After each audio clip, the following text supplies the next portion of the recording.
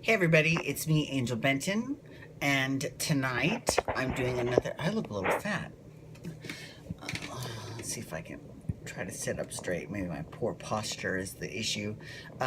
Tonight, what we're gonna do is we're gonna do Bold and Beautiful, because I love me some Bold and Beautiful. So this past week in Bold and Beautiful, they have actually kind of ventured away from the Queric or Quinn and Eric stories. You know, it's so funny with the couple names. You know, it was cute at first, way back in the days of Brangelina. You know, back when she first took him from Jennifer Aniston.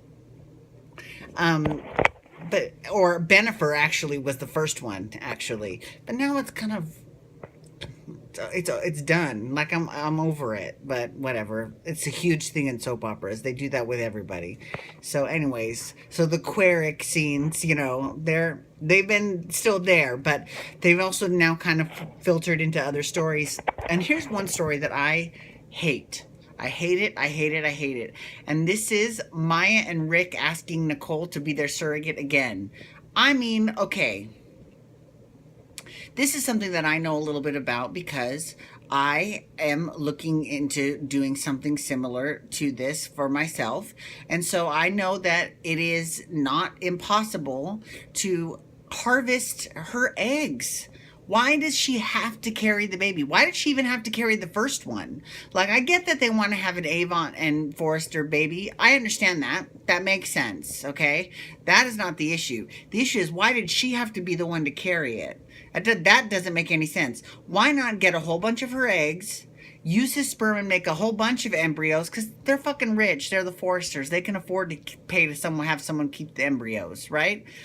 And then implant them into a surrogate who has done it before, or not someone who has their whole life ahead of them. So that is the biggest problem I have with this storyline, is it just seems like they're just trying to give them something to do, right? And here's another reason.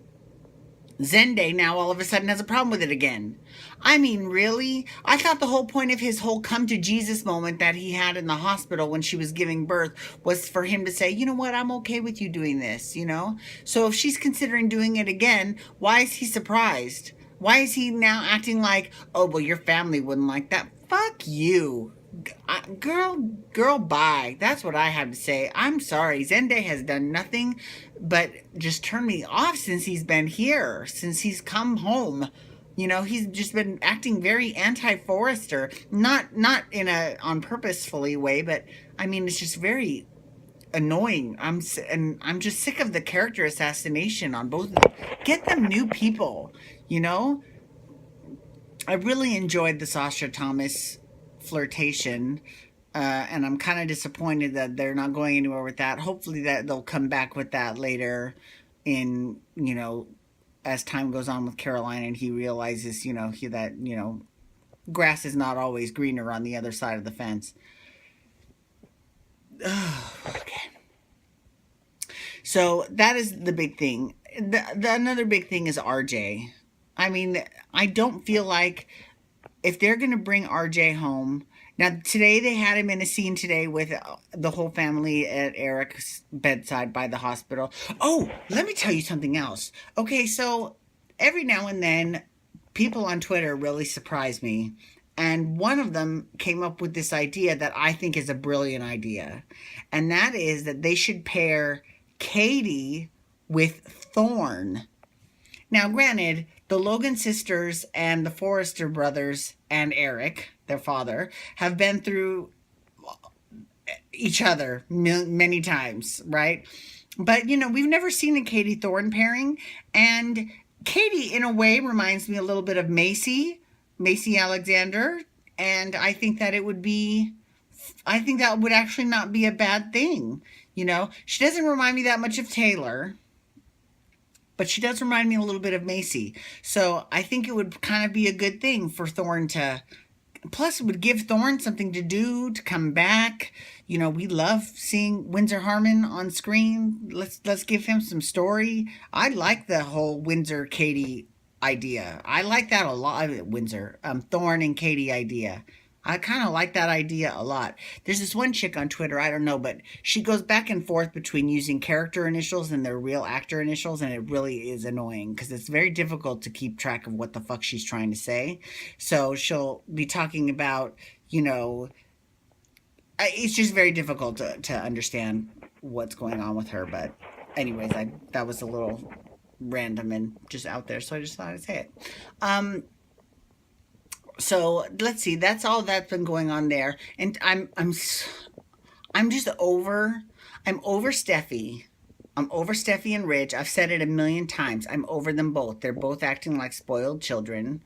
And even though, like, it's just, and RJ's back and he does not like Bill, which is so dumb because the last time that we saw RJ, he was talking about that fucking Spencer necklace. Why hasn't that necklace been brought up? Where is his necklace? I mean, that was kind of a big plot point back in the day. And that's what got Ridge's goat, was that Bill gave him that necklace. I mean, where is it now? It doesn't make any sense. It doesn't, that whole issue does not make any sense to me. So I'm kind of annoyed by that. And I've never ever liked Liam. He's so damn wishy-washy all the time. It's so annoying. And I'm just like, Wyatt, grow some balls. How would Gina from Real Housewives of Melbourne say? Grow some balls, darling. I just love her. Anyways, leave Steffy. Just let her go. Girl, bye. Bye-bye. You know. And listen, I don't think they signed a prenup.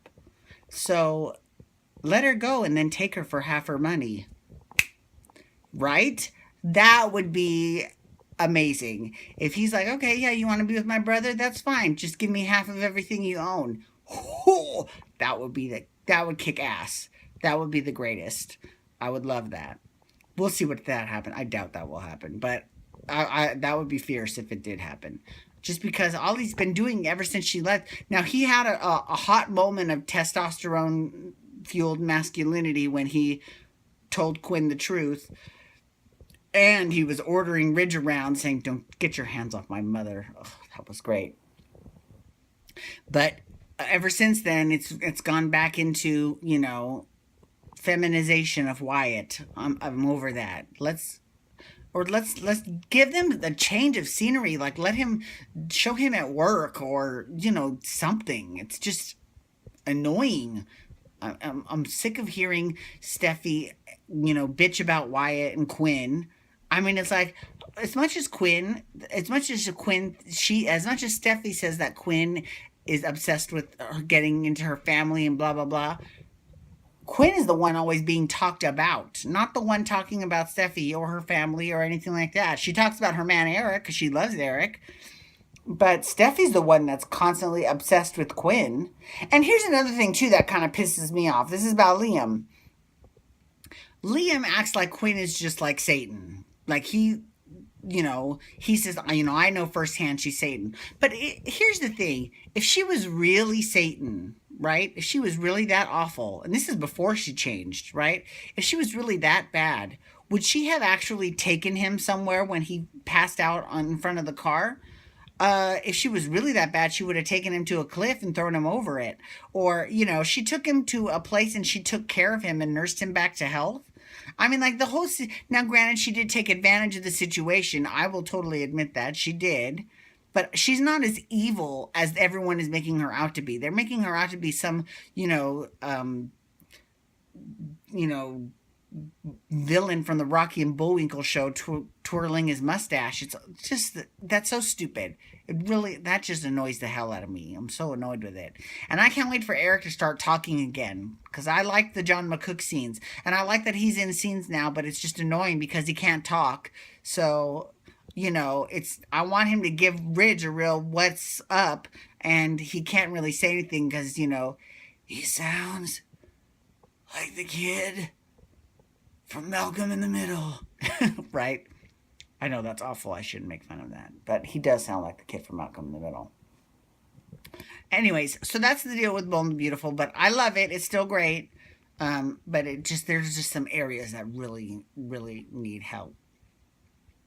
So, anyways, feel free to chat about it with me. Follow me on Twitter at Angel Benton, hashtag bold and beautiful.